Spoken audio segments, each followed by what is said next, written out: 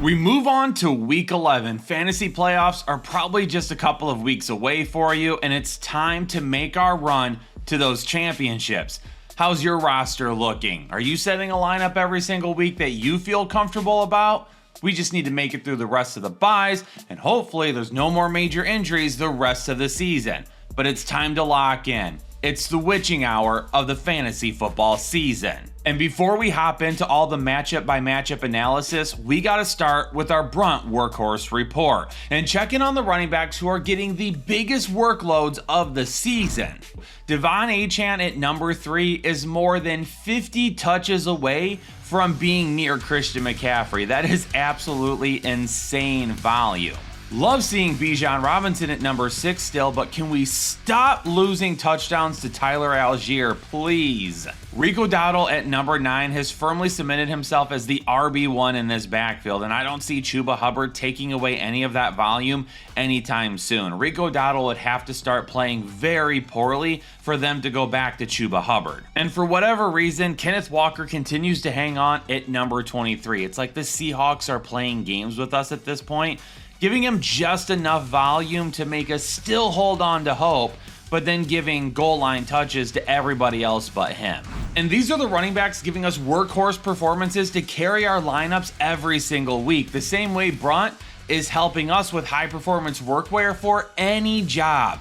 All day comfort, heavy duty durability. And if you head on over to BRUNT and use code HEADLINERS at checkout, you're gonna get $10 off of your order and the ability to try it risk-free on the job site. BRUNT is made for any trade. And after some just agonizing primetime games this past week, I really hope the Jets and Patriots is way better. Breece Hall has another tough matchup again this week. Last week against Cleveland, he found a way to make it work though. Over the last 2 weeks, he's been the RB3 and the RB6, and against Cleveland, he ran for 83 yards. He had a 42-yard reception with a touchdown. He found a way, and hopefully he can do the same thing against New England on Thursday Night Football. Was last week the TreVeyon Henderson breakout, or was it just teasing us a little bit? Because that's what it's felt like this entire season so far. Ramondre Stevenson is back at practice, and it sounds like he's going to try and give it a go for Thursday Night Football. How does Ramondre Stevenson returning deal with things for TreVeyon Henderson?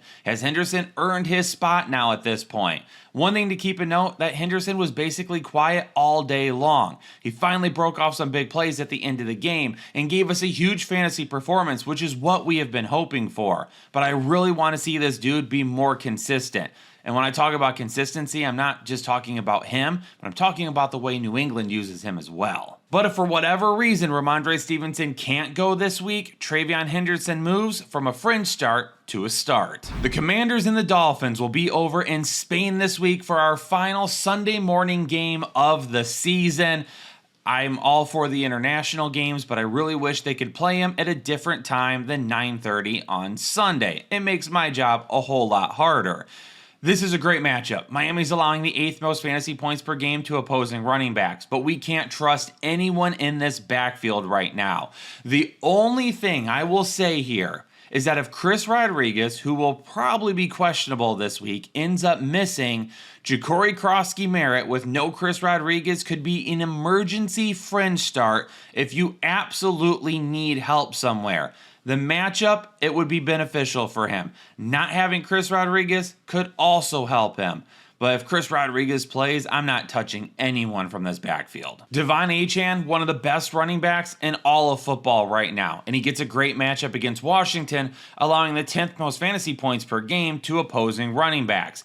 Achane has 3 straight RB1 performances. He has at least 5 targets in all but 2 games this season, and he's ran for 65 or more yards in each of his last 5 games. The Atlanta Falcons are now allowing the 4th most fantasy points per game to opposing running backs, basically thanks to Jonathan Taylor and his massive performance last week.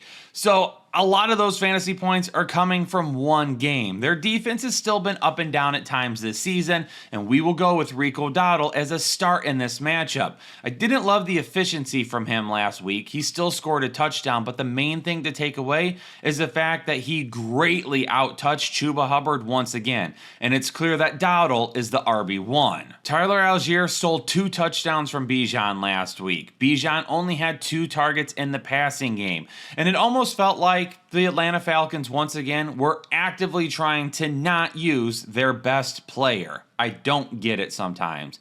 Even with those inconsistencies, and even with the fact that it feels like Bijan is really frustrating to own right now, he still has 3 RB1 performances over the last 5 weeks. Yes, we're seeing some up and downs, but we know Bijan can strike at any time. For Tampa Bay and Buffalo, I'm moving off Rachaad White this week, and I'm going to go with Sean Tucker instead.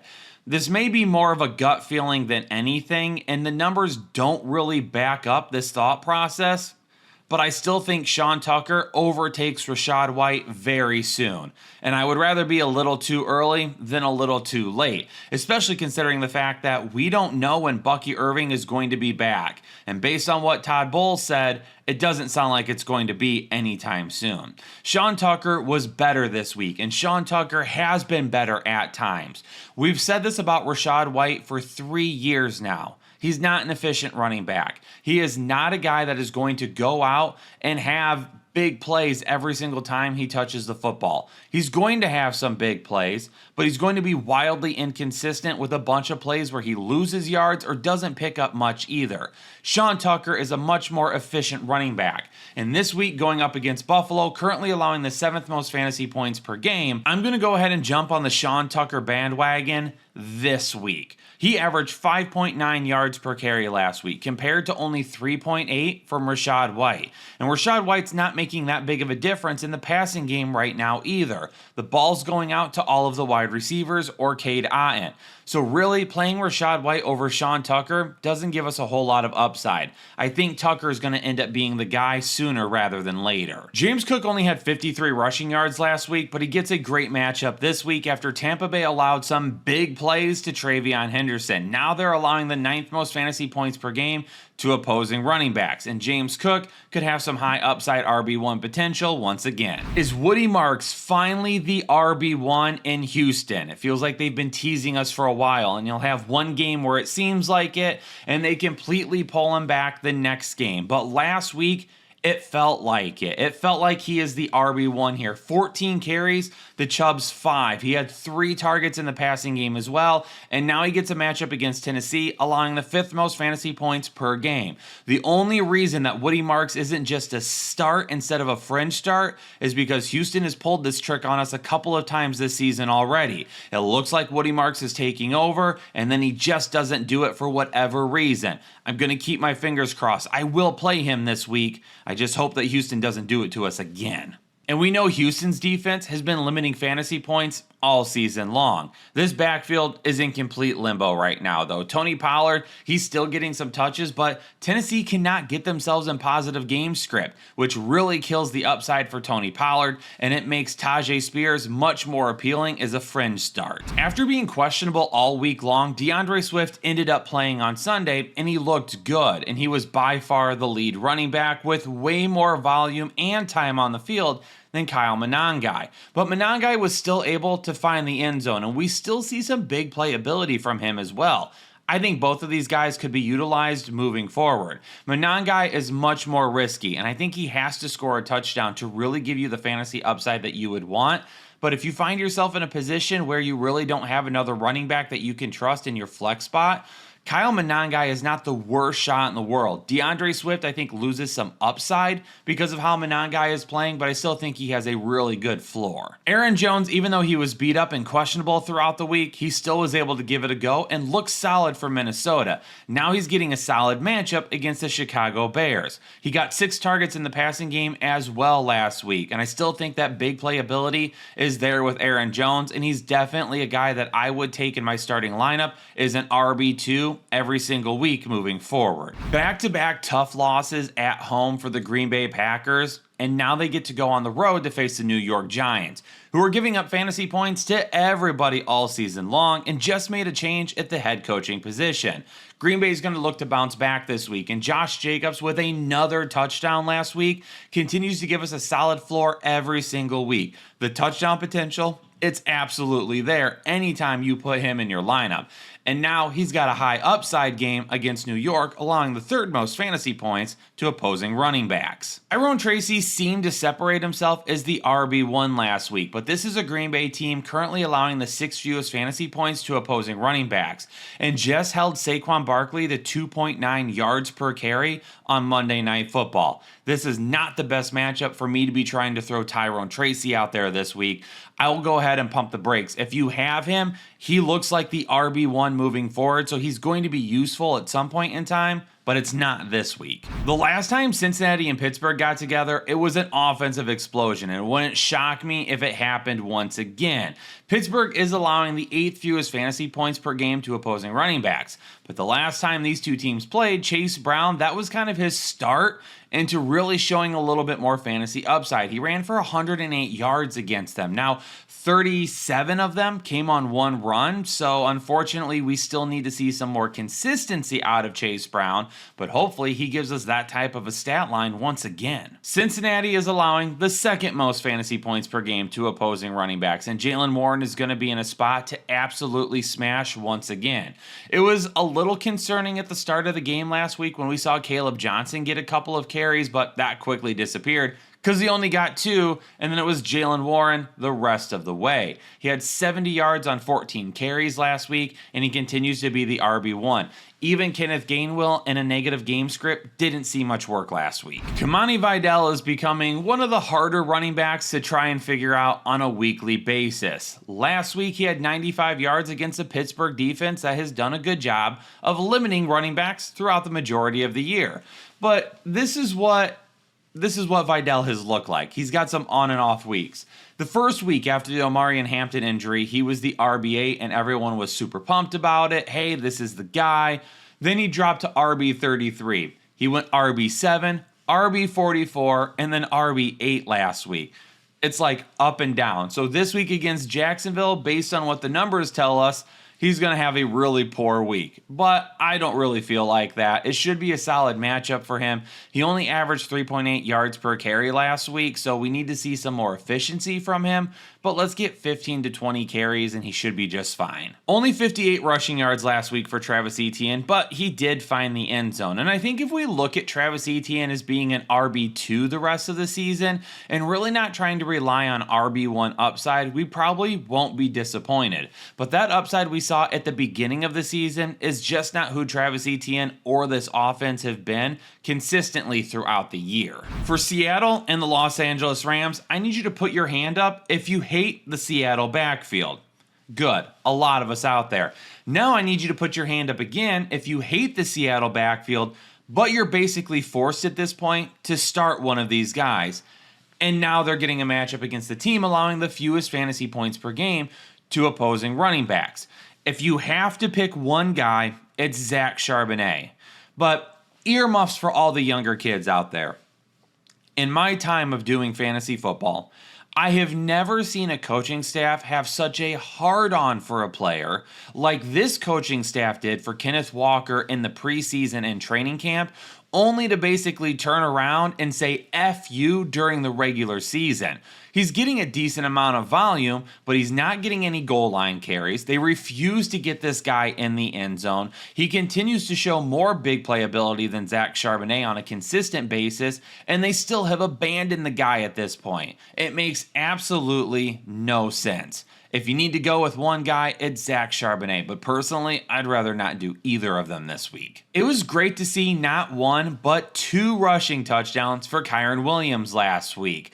But now in this matchup against Seattle, I hope he can find the end zone a couple of more times. And I think the potential is absolutely there, especially if Davante Adams is banged up and won't be able to go this week. Now, we'll talk about that more in the wide receiver video. And as of this recording, there hasn't been a ton of talk about Davante Adams and what we may see from him in week 11. But if there's no Devontae Adams, then a lot of those goal line fades or what they've been doing with him in the red zone disappear, and those opportunities go back to Kyren Williams. For San Francisco and Arizona, there's not much to say about Christian McCaffrey. He's healthy. Bingo. Absolutely love it. He's getting touches. Bingo. Absolutely love it. He's in your lineup every single week. Now, I will say he doesn't look as explosive this year as he has in the past, which isn't that bad of a thing, but he's getting so much volume at this point. Even though if he has trouble reaching his ceiling on a weekly basis in tougher matchups, he's still giving you such a good floor that he's a set it and forget it player. This backfield is tough right now. Yes, Trey Benson could be activated, but we haven't heard anything yet about whether or not he actually could be ready to go. I think you're probably still a couple of weeks out from seeing Trey Benson. Bam Knight, he's banged up. Michael Carter was cut, then re-signed, then left on the practice squad, then was getting first team reps. I don't even know what's going on with Michael Carter at this point. If you have to pick one person in this backfield, it's Emari Demercado, and he showed some big playability yet again last week. Now, San Francisco isn't the greatest matchup in the world, but it's not the worst matchup in the world either. And if for some reason Bam Knight ends up missing, Trey Benson isn't activated, Emari Demercado is not the worst flex option. Baltimore at Cleveland, and if you're a Derrick Henry owner, you might need to take some Tums throughout the week because your stomach is not going to feel great about this matchup going up against Cleveland, who's still allowing the third fewest fantasy points per game to opposing running backs. But the one thing I will say about Cleveland's defense is while they're not allowing a ton of fantasy points, they have allowed a decent amount of rushing yards every single week. So for Derrick Henry, we see a guy like Jaylen Warren do well against Cleveland. Jahmyr Gibbs had a big game against them. Even last week, Breece Hall did well on the ground. Derrick Henry and his floor is what I'm shooting for this week. Give me 70 rushing yards. Hopefully this is the week that we get some high upside play from Quinshon Judkins once again. He was injured and left early before the bye, had a chance to heal up, didn't look all that great last week, but the last time Cleveland faced Baltimore, he ran for 61 yards on only 10 carries, and Baltimore is still allowing the 6th most fantasy points per game to opposing running backs. For the Chiefs and Broncos, we're awaiting some word on a couple of running back injuries in this matchup. Isaiah Pacheco, how is he coming back from his injury after the bye week, and is he progressing enough that we could see him on the field anytime soon? Based on what we heard before the bye, I wouldn't be shocked if Isaiah Pacheco does end up missing this game. It sounded like it was going to end up being at least a couple of weeks. Kareem Hunt, very touchdown dependent. This isn't the matchup for it. Brashard Smith needs work in the passing game, but he isn't getting it. So against Denver, I'm going to probably sit both of these guys. And we need to hear more about J.K. Dobbins and his injury from last week. It does sound like there's a good possibility that he will not play. And if he doesn't end up playing this week, R.J. Harvey probably is still a fringe start for me, but he does inch a lot closer to being a top 24 play and a guy that we need to have in our lineup. Kansas City is allowing the 7th fewest fantasy points per game to opposing running backs. So the upside for RJ Harvey, I don't really feel is on the ground, but the work that he's gotten in the passing game, especially when it comes to receiving touchdowns, will make him a guy that we need to have in our lineup if there's no Dobbins this week. For the second straight week, the Philadelphia Eagles will have an NFC opponent in a primetime game. Sunday Night Football, Detroit will go to Philadelphia. And hopefully this game is not nearly as big of a snooze fest as it was when Philly played Green Bay on Monday Night Football. For Jahmyr Gibbs, he's absolutely a start for me this week, but I will start moving David Montgomery down to a fringe start. He's very touchdown dependent, and he's not getting the same volume this year that he did last year. Jahmyr Gibbs, the offense runs through him. This is a guy that offers up top 5 potential every single week, and it looks like his work in the passing game may start coming back now that Dan Campbell is calling plays once again. And I expect Dan Campbell to continue calling plays for the rest of the season, which is good news based on how these guys looked last week. Saquon Barkley only averaged 2.7 yards per carry against Green Bay on Monday Night Football. And this Detroit Lions defense is equally as tough at times against the run. They are stacked up the middle, and obviously they have some good edge defenders that help bring the run game down to a minimum. Saquon Barkley has not had high upside all season long, and in this matchup, I doubt he does again. but you've got to play him, right? Monday Night Football, Javonte Williams, he's going to be a must start going up against Las Vegas. This is a great matchup for Javonte Williams, especially coming out of the bye. Dallas hopefully will have a solid game plan against a defense that really should have not shut down the Denver Broncos last week, but they did. Javonte Williams continues to have a solid floor because he's getting lots of touchdown potential and tons of volume. Ashton Jeanty against the Dallas Cowboys. I am all on board with a big Ashton Jeanty week. Dallas is allowing the second most fantasy points per game to opposing running backs. Now, here's the thing. They did trade for Quinnen Williams, and they added some linebacker help as well. That could absolutely help the run game. But here's the thing when it comes to fixing a defense like this. Have you ever had a piece of crap vehicle where it just wasn't reliable and you couldn't trust it for any reason whatsoever, but you slapped a few stickers on it, bought some new wheels, tinted the windows, and you tried to make it look as good as possible? If you polish a turd, it's still a turd. This defense, they tried to polish it up a little bit, but it's still a turd. Headliner Nation, hopefully the running back start and sit analysis is helping you get ready for week 11. If you're out there fighting for a playoff spot, keep fighting. Like I said, it's the witching hour. Anything can happen. People in the playoffs could find themselves on the outside looking in. Those of you who are on the outside looking in right now could absolutely be in after the next couple of weeks. But on the way out, do me a favor, use your hype points, like the video, comment down below, subscribe to the channel, bell notifications on, all of the good stuff that's completely free for you to do and helps the channel a ton. Stay safe, Headliner Nation, and healthy, and I'll catch you all on the next episode of the Fantasy Headliners.